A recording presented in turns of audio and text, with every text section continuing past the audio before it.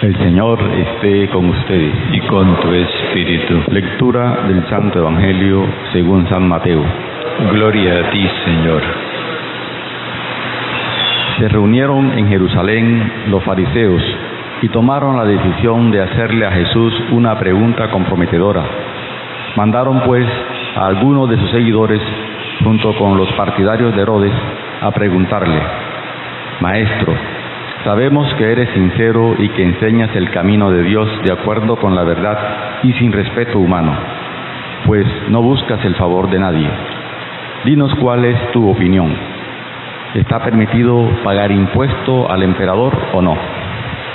Jesús, dándose cuenta de su mala fe, les dijo: Hipócritas, ¿por qué me ponen trampas? Muéstrenme la moneda del impuesto. Ellos le entregaron un denario. Él entonces les preguntó: ¿de quién son esta imagen y esta inscripción? Ellos le contestaron: del emperador.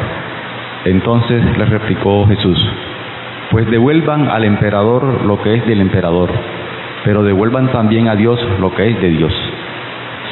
Palabra del Señor. Gloria a ti, Señor Jesús.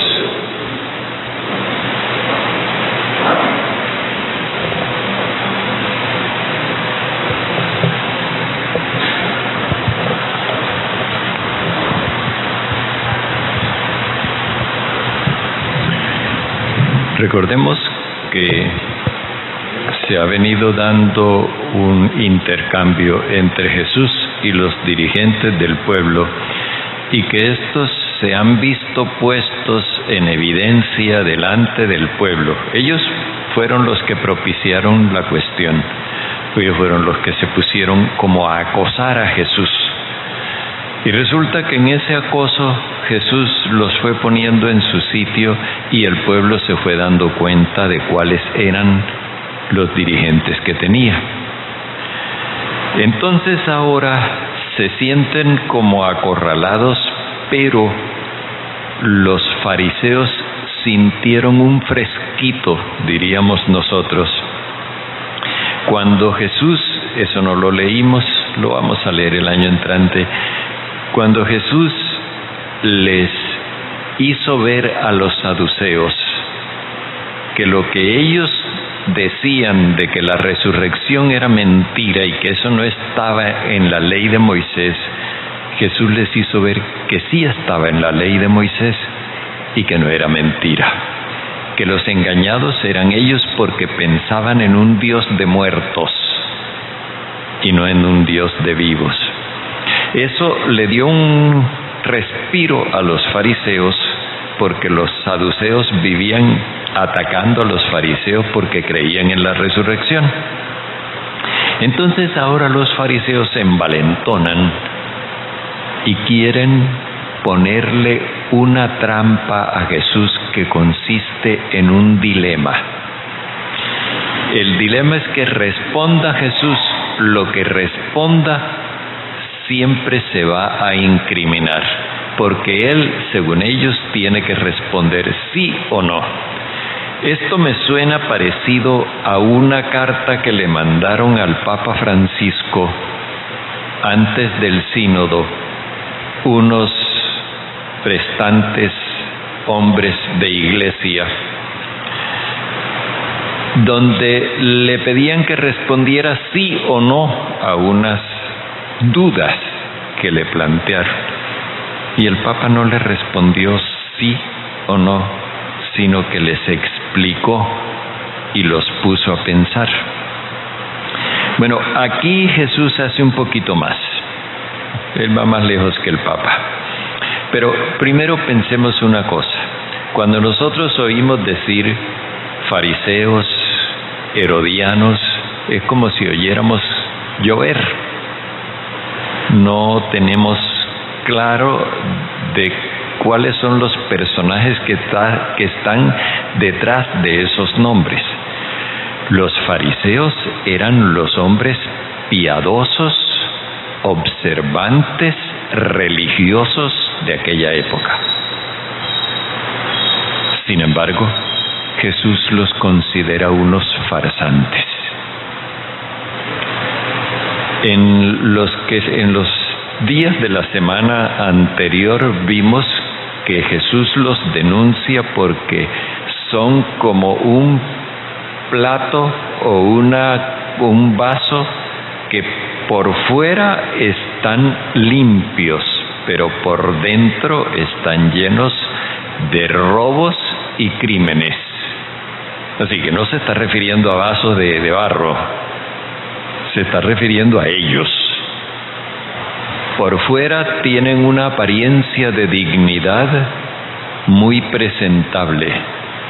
Por dentro, en su interior, rebosan de robos y crímenes. Los fariseos son esas figuras.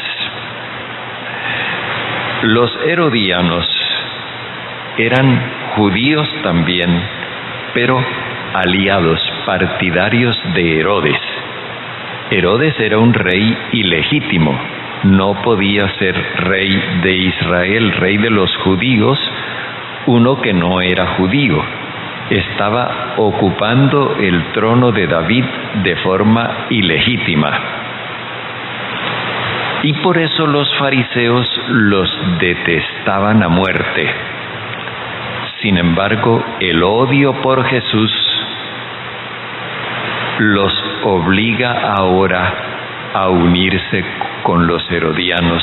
Fariseos y herodianos que se odiaban a muerte, ahora se unen para hacerle frente a Jesús. Y esto tiene que ser para nosotros muy llamativo. Primero porque indica que ambos consideran a Jesús como su enemigo, pero además nos muestra que el odio embrutece y que cuando uno se deja llevar por el odio, pierde en cierto sentido el uso de la razón. Bien, estos vienen con un dilema muy planeado, muy craneado, diríamos nosotros. Primero tratan de emborrachar a Jesús con una cantidad de halagos, pero Jesús no se deja marear.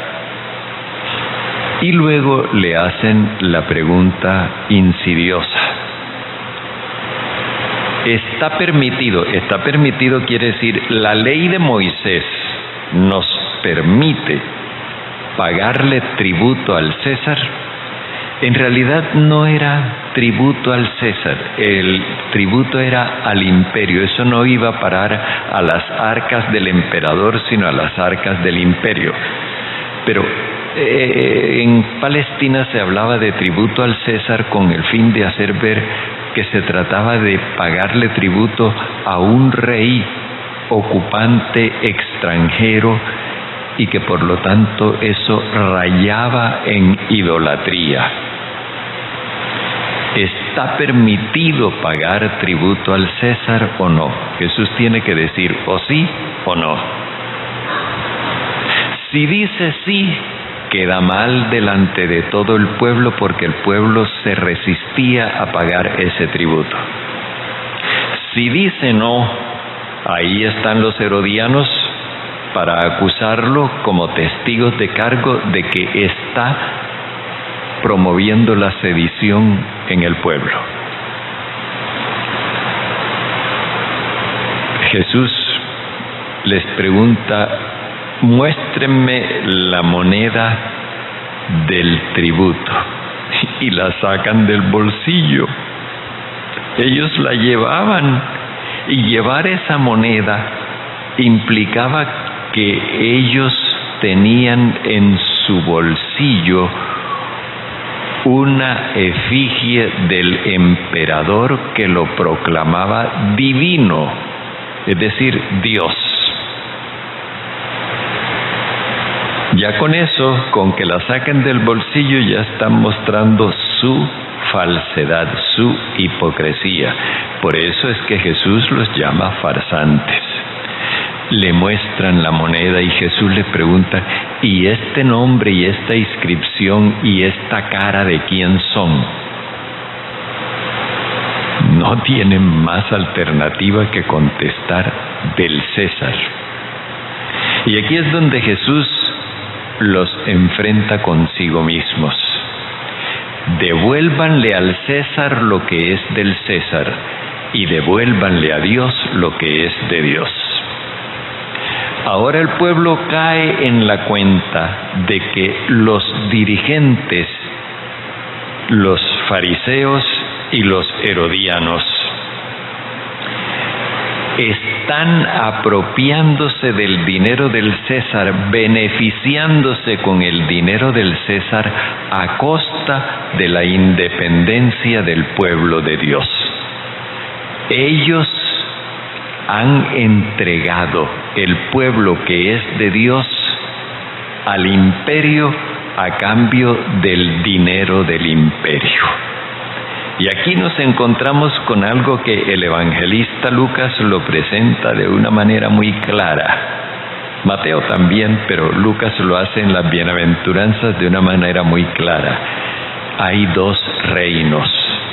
El reino del dinero, que ahora está aquí personificado en el emperador. Él es el rey del reino del dinero. Y el reino de Dios, que está personificado en Jesús.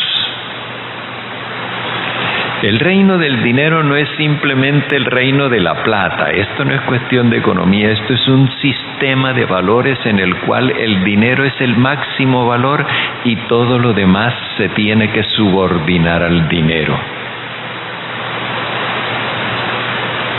Ahora el pueblo cae en la cuenta de que lo han convertido en mercancía y que los dirigentes lo negocian, lo venden al imperio, al reino del dinero, que se los han sustraído del reino de Dios para ponerlos al servicio del reino del dinero.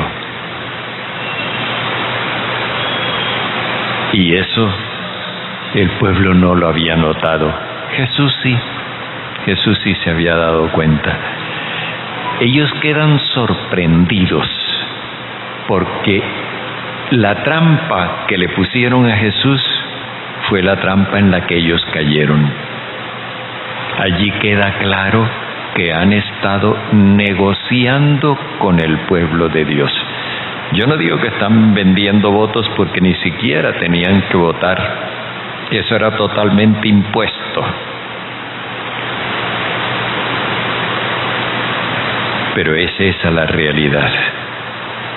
Han estado negociando con la gente. El tráfico de gente del que tanto se habla, también en la política se da. Ellos se van, no se nos dice nada más, se van completamente frustrados porque querían hacer caer a Jesús en la trampa y los que cayeron en su trampa fueron ellos mismos. Quedaron desacreditados ante el pueblo. Pero el pueblo es masa. Y más adelante veremos cómo lo manipulan para que grite: crucifíquenlo. Así son los pueblos. ¿Por qué? Porque no han aprendido a pensar con su propia cabeza, sino con la cabeza del que más grite. Vamos a ver con qué cabeza pensamos nosotros.